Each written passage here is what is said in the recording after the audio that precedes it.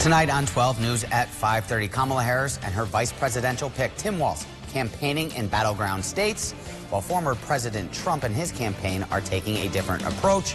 We have the full report. Plus, another suspect has been arrested in the connection with the suspected terror attack at a now-canceled Taylor Swift concert. And if you've noticed Halloween decorations for sale earlier than usual, you're not alone. We tell you about this new trend in just a bit, plus many more, starting all right now. From WBNG, the Southern Tier's #1 local news. This is 12 News at 5:30. Good evening, and thank you for staying with us here at 5:30. I'm Zach Grady. Both Vice President Kamala Harris and former President Donald Trump are back on the campaign trail this evening.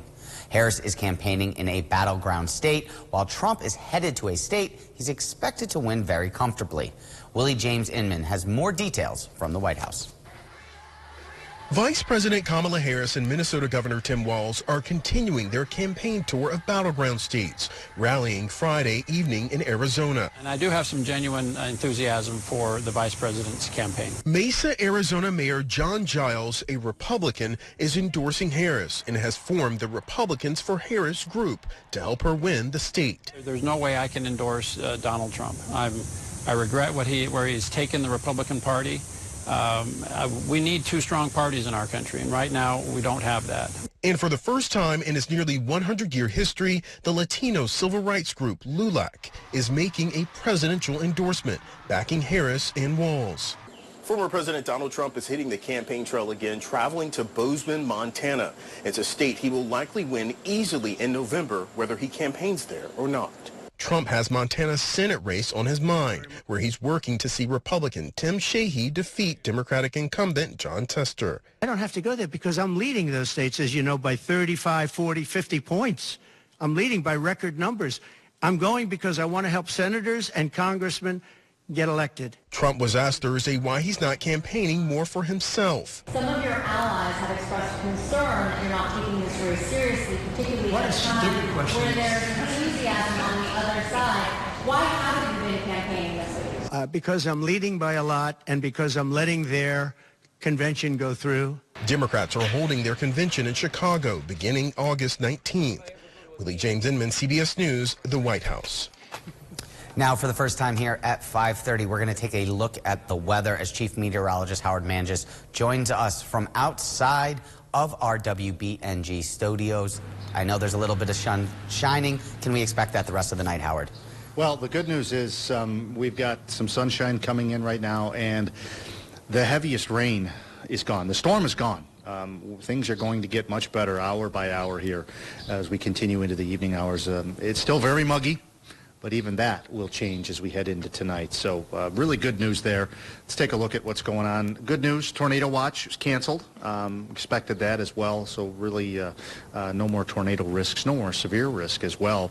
Flood watch still in effect until 2 o'clock in the morning. So that is also something to keep in mind. That's mainly for creeks and rivers, because the flash flooding, while still a risk, each hour that we go by without rain is going to be good. Let's take a look at the actual amounts of rain that came in. These are from various sources. 3.33 inches in Shenango. Cincinnati 1.7. The latest I saw was Sanitarium Springs coming in at almost 2.5 inches of rain. We'll talk about whether or not we have any more rain on the way this weekend coming up. Thank you, Howard. Breaking overnight, another teenager is arrested in the alleged ISIS-linked terror plot planned for one of Taylor Swift's now-canceled concerts in Vienna, Austria. Austrian authorities say the 19-year-old suspect arrested Wednesday morning has made a full confession after being accused of planning the terror attack. Law enforcement says his plan was to use bombs and knives to kill as many people as possible outside of the stadium.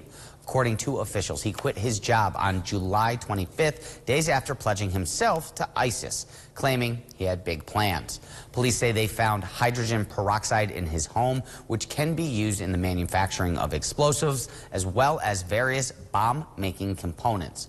A source also tells CBS News that investigators discovered an emergency siren device, which could have helped the suspects impersonate police.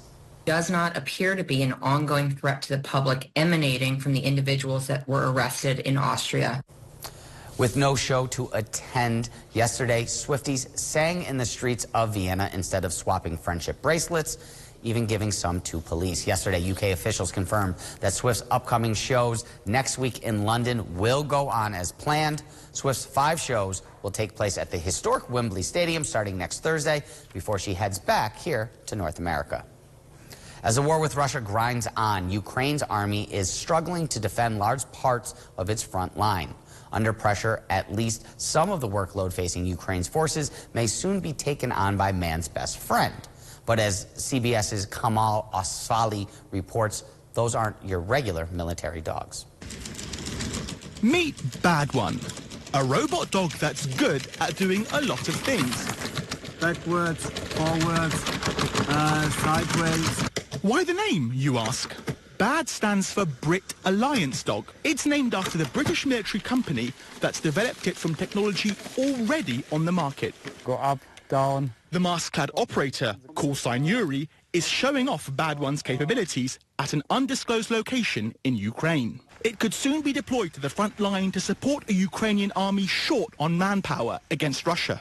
Start working to explore the trench, see where booby traps are. Bad One can detect mines, IEDs, and carry up to 15 pounds of ammunition or medicine to the battlefield. But it has its limits. When it's fall down, this dog is not standing up by his own. That's why Brit Alliance has a canine more capable than Bad One. Bad 2, which cannot be shown for security reasons, is an advanced version already deployed, Yuri claims. The Bad 2 dog have a swarm capability, so you can deploy up to 5 dogs who walk and patrol autonomous or controlled and secure a whole area on the front line. And if any one of those robot dogs were to fall into Russian hands, a remote emergency switch could erase all their data. Kamal Afzali, CBS News, London. Home prices hit record highs this year. Mortgage rates remain high, and home insurance also on the rise. That's making it much harder for Americans to buy a home, especially in high-populated areas. Real estate analytics firm Atom looked at 589 U.S. counties and found 80% are considered unaffordable. In 2021, Americans in those counties were spending about 21% of their income on housing costs. That number has now jumped to about 35%. Bree Moore is a real estate agent with Bullock Russell Real Estate Services. At one point, I had 10 clients that were looking to buy, and they wanted to wait for a while. But as soon as rates started going up, prices started going up, it was kind of pushing them out of the market, unfortunately. Harris County, Texas, Wayne County, Michigan, and Philadelphia County in Pennsylvania were among those counties considered to be affordable. And don't get scared if you're seeing skeletons, witches, and ghosts here in early August. Many big box realtors are getting into the spooky season even earlier than before. Michael's Arts and Crafts is saying it's starting to sell Halloween merchandise in June. The Arts and Crafts store says the launch of its seasonal collections are driven by consumer demand. So far, sales of Halloween goods have beat their internal expectations. Meanwhile, Home Depot started selling its Halloween decorations online in April, which was also fueled by high demand. But stores won't start stocking shelves until Labor Day, some report. Earlier this summer, Louisiana's governor signed a law requiring the 10 Commandments to be displayed in public school classrooms across the state. Shortly afterward, opponents to the law filed a lawsuit which was filed to challenge that. Now, state officials want it tossed completely. Washington correspondent Stetson Miller tells us more. Louisiana's governor and attorney general are defending this 10 Commandments law and say the lawsuit challenging it should be thrown out because the law isn't in effect yet. The lawsuit is premature. Louisiana Attorney General Liz Muriel fought this week to uphold the state's new 10 Commandments law and wants the lawsuit against it to be dismissed because she believes the defendants can't prove that the law has caused any injury since it doesn't go into effect until January 1st. They certainly can't allege that they have seen any display of the 10 Commandments that violates their constitutional rights. No defendant has actually posted the 10 Commandments on a classroom wall. Because this lawsuit is all based on hypothetical facts, the court can't decide the case yet. Several groups, including the ACLU, filed the lawsuit, arguing the law says to families and students that Louisiana favors Christianity over other religions. Families must send their kids to school. So therefore, kids become what's called a captive audience, and they're they're vulnerable population. And so we can't require children to be in school and then also subject them to religious indoctrination. Executive Director of the Louisiana ACLU, Alana Odoms, says they represent several families who find the law objectionable, even Christian ones, who don't think this is the right place to favor one religion over another. What this says to families is that we have a Christian ideology in the state of Louisiana. Governor Jeff Landry stands by the law, saying the majority gets to rule in a democracy, and came with a message for anyone upset by the law. And so what I would say to those parents is that if those posters are in school and they find them so vulgar, just tell the child not to look at it. In Washington, I'm Stetson Miller. Still to come here on 12 News at 5:30. Debbie continues its way up the East Coast. We head out to Long Island to see how some New Yorkers around the state are preparing. But before we head anywhere, that's the sun shining. Sun shining on downtown Binghamton from the top of the Security Mutual building.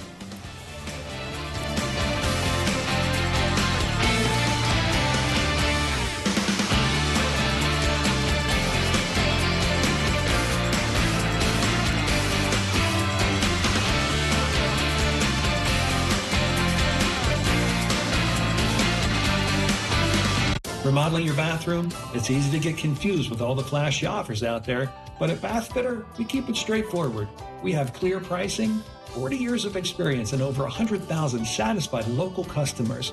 Since Bath Fitter owns the whole process, from design to manufacturing to installation, we deliver the best quality product at a lower cost, allowing us to back your project with an industry-leading lifetime warranty. Call us today. The Hartford Fair. August 12th to the 17th. Pay one price with all rides included. $8 pre-sale ticket includes most grandstand shows. Visit hartfordfair.com for more information and to buy tickets.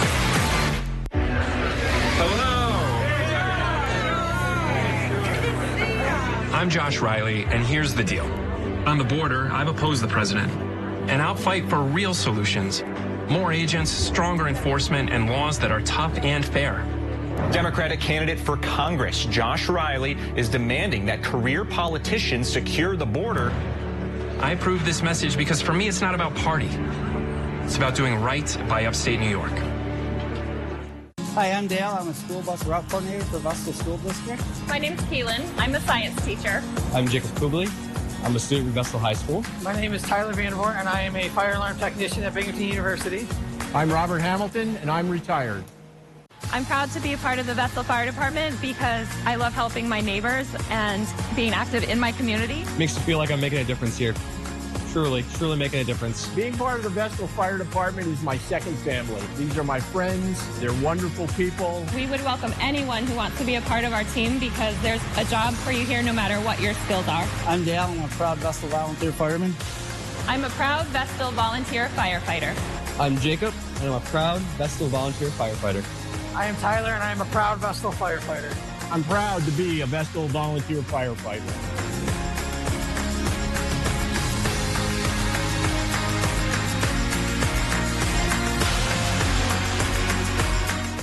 At 12 News, we're up to get you going. Let's get right to the big stories you need to know before you go. Up with your first alert forecast. We have a low just off the Atlantic coast. That's going to 12 News this morning. Up to get you going. At Every Cat's Dream, we believe that every animal, no matter their condition, deserves to find their forever home. We work closely with local veterinarians to rehabilitate all of our rescues and ensure that their health is in good standing before adoption. Our facility houses upwards of 80 cats and kittens, with over 700 brought in every year. Come find your feline best friend today.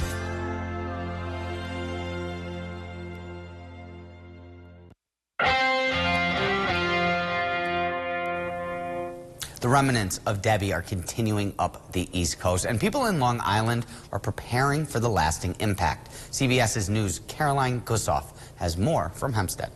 We're here at the Town of Hempstead Highway Department, where crews are getting ready for the potential of trees to come down, and that's certainly the concern now. You might recall earlier in the week they warned of flooding, but now the watchword has changed to wind because the course of the storm changed a bit, and we are certainly starting to see the impact of wind, but it will kick into high gear later this afternoon and then certainly overnight. Wind has already taken down some trees. This one closed a ramp on the Southern State Parkway this morning. And Long Islanders are already out doing their thing. They're tying down boats. They're moving cars to higher ground. They're taking in fragile garden items. People here are prepared. They understand. Anybody that's been here for any length of time, they know park your cars up the street because we're across from a canal. And the wind will push water up on occasion when it gets strong enough. So this is what we do. It's one of the things that comes with living on Long Island. On an island and by the shore. Now, both Nassau and Suffolk counties are facing high wind advisories till tomorrow morning. That has PSEG Long Island on high alert, with wind gusts expected up to 50 miles per hour. Of course, that could topple trees, bring down branches, and we just heard the mayor talking about how saturated the ground is, and that also adds to the potential of outages because trees are knocked down when the ground is so wet. We're heading next to speak with the Director of Operations for PSEG Long Island on what they're doing and what you can do today to prepare. Reporting live in Roosevelt, Long Island, Caroline Gussoff, CBS News, New York. Thank you, Carolyn. We appreciate that. And from Long Island to the Adirondacks to the Finger Lakes and right here on the southern tier, the weather has been the top story today. So we go one more time to Chief Meteorologist Howard Manges with a look at your first alert forecast. Howard, I know it's been nothing but craziness, but it seems to be calming down a little bit. It absolutely is calming down. The storm is now nowhere near us. It's well up into the Adirondacks. It picked up speed as expected, but it is leaving a trail of destruction in its wake, and that, you know, is also to be expected. There's a look right now. Heaviest rain now up into the Adirondacks, up around Burlington. And this storm is looks like it's almost completely completed its transition into what's referred to as a mid-latitude cyclone now versus a tropical cyclone. But still some flash flood warnings in effect. Rivers are going to remain, you know, rather high and look rather muddy and angry. Still some rain as well, but in terms of the broad scale drenching downpours that, you know, that the system brought, they're over. Still keeping a close eye, though, as we look at some of the storm reports, multiple reports of water into residences across the roads, some road washouts. But from what we've heard so far in our area, it pales in comparison to what happened in northwestern Tioga County, Pennsylvania today. Some of these storm reports are just chilling.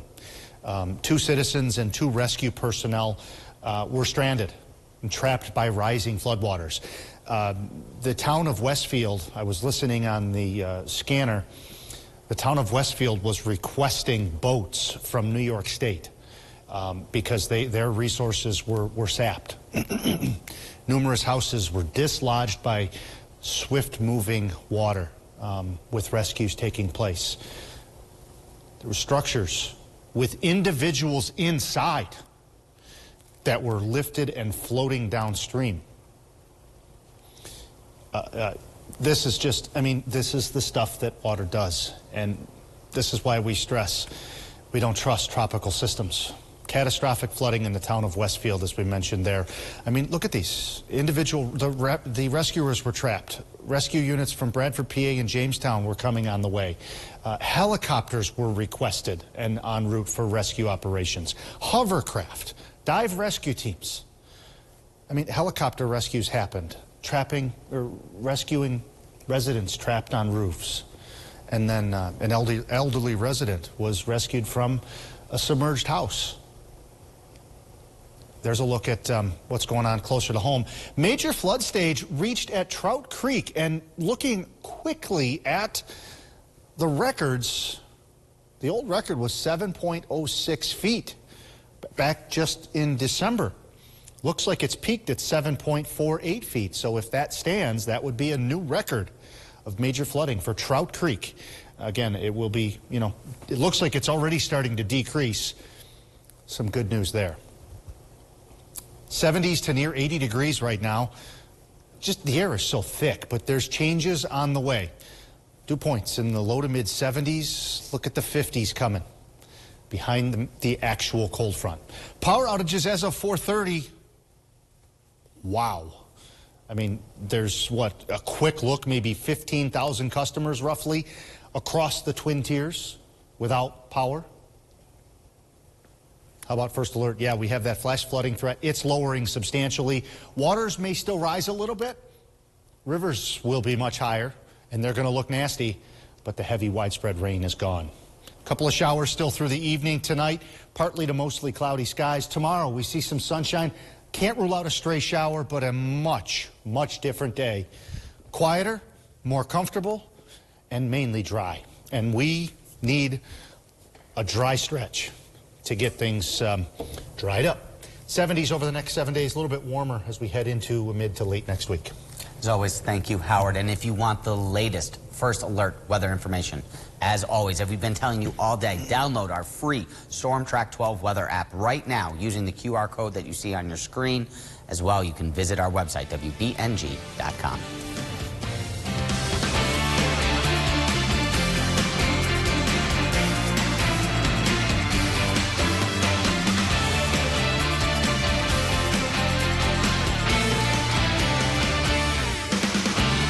It's Toyota's national sales event. Swipe into end of summer fun with an exciting new Toyota.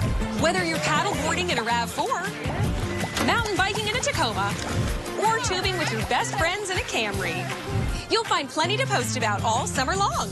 Lease a new RAV4, the best-selling small SUV in America with all-wheel drive for just $319 a month. Then you've got everything you need to take adventure further. Come in today. Ooh, like Toyota, let's go places. Have you ever considered getting a walk-in tub? Well, look no further. Safe Step's best offer just got better. Now, when you purchase your brand new Safe Step walk-in tub, you'll receive a free shower package. Yes, a free shower package. And if you call today, you'll also receive 15% off your entire order. Now you can enjoy the best of both worlds. The therapeutic benefits of a warm, soothing bath that can help increase mobility, relieve pain, boost energy, and even improve sleep. Or, if you prefer, you can take a refreshing shower all in one product. Call now to receive a free shower package plus 15% off your brand new Safe Step walk-in tub. Call now, 1-800-443-7474. There's never been a better time. That's 1-800-443-7474. T-Mobile coverage in my area is wonderful. We have 8 acres, and it gives you peace of mind to know that you're going to have a reliable signal. We enjoy hiking. We enjoy the outdoors. The coverage has been great. And after investing billions to light up our network from big cities to small towns, T-Mobile is America's largest and fastest 5G network. See for yourself. Try T-Mobile's network free for 3 months. Your phone, our network, no strings. Reasons to go to the Great New York State Fair, number 22. You need a refresher in gravity. That'll do it. The Great New York State Fair. Great memories made here.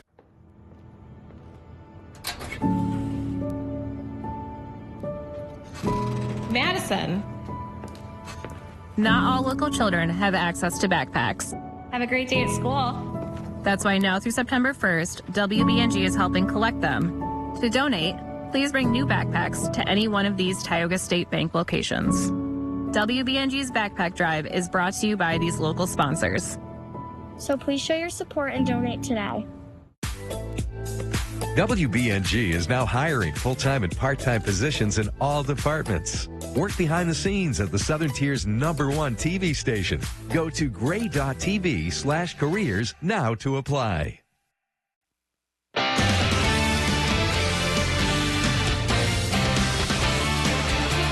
As the Paris Games come to a close this weekend, the next Olympic city is already swinging into action for 2028. The Los Angeles will be hosting the Games for the third time, and the Olympics for the first time hosting the Paralympics. Ivan Rodriguez is in Atlanta, home of the 1996 Olympics, with a look how the City of Angels is getting ready to prepare. Paris is out. Los Angeles is in. The glitz and glamour of Hollywood, Pacific Ocean beaches, and the iconic backdrop of LA's skyline all coming together for a blockbuster Olympics in 2028. But this isn't the City of Angels' first rodeo. The year was 1984. Ronald Reagan was president, Prince topped the Billboard charts, and video game arcades were all the rage, even inside the UCLA Olympic Village. In 2028, the sprawling campus will once again serve as housing for Olympians, about 15,000 of them. LA is not building any new venues, rather it will adapt existing ones, like the Memorial Coliseum for Olympic and Paralympic sports. We know that Angelinos will benefit from the preparation and hosting of the Games.